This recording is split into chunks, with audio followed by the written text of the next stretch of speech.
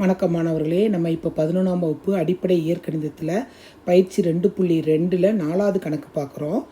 2 மட்டு x+1 -6 ≤ 7க்கு தீர்வு கண்டு தீர்வை எண் கோட்டில் குறிக்க கொடுத்துருக்காங்க. கணக்கை இம்பார்ட்டன்ட் போட்டு வச்சுக்கோ. எப்பயும் நம்ம செஞ்சுக்கிட்டு இருந்த அதே பேட்டர்னில் தான் இந்த கணக்கையும் கொண்டு போகிறேன். நான் கொஞ்சம் கவனிங்க. ஃபஸ்ட்டு என்ன கொடுத்துருக்காங்க, இந்த -7 இந்த பக்கம் கொண்டு வந்துடுவோம். மட்டுக்கு முன்னாடி +or- போட்டுக்கிறோம். ஓகேவா? சரி, இங்கே 2 இருக்கிறதுனால +2 இருக்கிறதுனால அதுக்கு முன்னாடியே போட்டாலும் தப்பு கிடையாது. ஓகேவா? சரி, இப்போ +or-2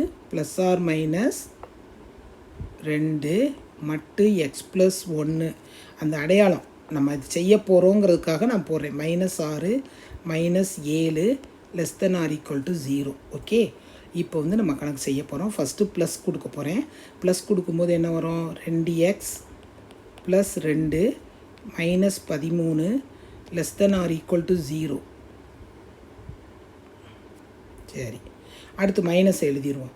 -2x -2 -13 ≤ 0. இப்போ செய்வோம். 2x 13ல் 2 போச்சுன்னா என்ன வரும்? -11 -11 ≤ 0. 11 அந்த பக்கம் போகும்போது ப்ளஸ்ஸாக மாறிடும். 2x ≤ +11. அப்போனா x ≤ 11/2. அடுத்து இந்த பக்கம் வாங்க. -2x -15 ≤ 0. -15 அந்த பக்கம் போகும்போது என்ன தான் மாறிடும்? +15 மாறிடும். இங்கே என்ன இருக்குது? எக்ஸு -xன்னு போட்டுக்கோ. அப்போனா 15/2. நமக்கு தேவை x தான். அப்போனா சைன் என்ன ஆயிரும்? மாறி வந்துடும்.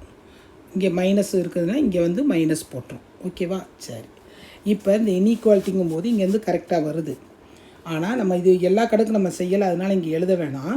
நம்ம அடுத்து என்ன பண்ணுறோம்? எண் கணிதத்தில் போட்டு நம்ம தீர்வு கணமே டைரெக்டாக எழுதிடுவோம். இந்த எக்ஸ் எப்படி இருக்குது? மற்ற கணக்கில் பார்த்திங்கன்னா 2 விதமாக இருந்துச்சு. ஆனால் இந்த கணக்கு கரெக்டாக தான் இருக்குது. எக்ஸ் மைனஸை விட பெருசாக இருக்குது, இங்கே சின்னதாக இருக்குது. வேணால் போட்டுக்கோங்க. எக்ஸு நடுவில் போட்டுக்கோ. எதை விட பெருசாக இருக்கணும்? -15/2. அடுத்து எதை விட சின்னதாக இருக்கணும்? 11/2.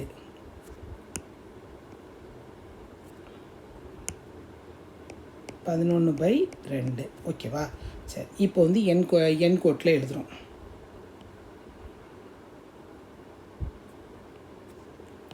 இங்கே -∞ போட்டுக்கோங்க, இங்கே +∞ போட்டுக்கோங்க. இங்கே -15/2, இங்கே +11/2. ஓகேவா? எக்ஸ் ஆனது -15 விட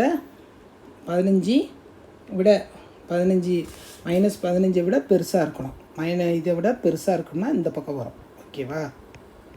அடுத்து என்ன இருக்கும்? இதை விட சின்னதாக இருக்கும். அப்போனா எக்ஸோட மதிப்பு இந்த இடம், இந்த 2க்கு நடுவில் தான் எக்ஸோட மதிப்பு இருக்குன்னு அர்த்தம்.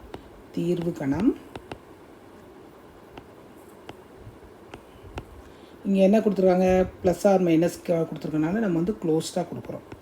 15/2, 11/2. புரியுதா மாணவர்களே? ரொம்ப எளிமையாக இருக்கு இல்லையா? இவ்வளோதான். நீங்கள் நினைக்கிற மாதிரி கஷ்டமே கிடையாது. ஒரே பேட்டர்னில் தான் நான் கொண்டு போகிறேன். மட்டுனாலே +or- அந்த +or- போட்டு செஞ்சாலே இந்த கணக்கு ரொம்ப எளிமையாக இருக்கும்.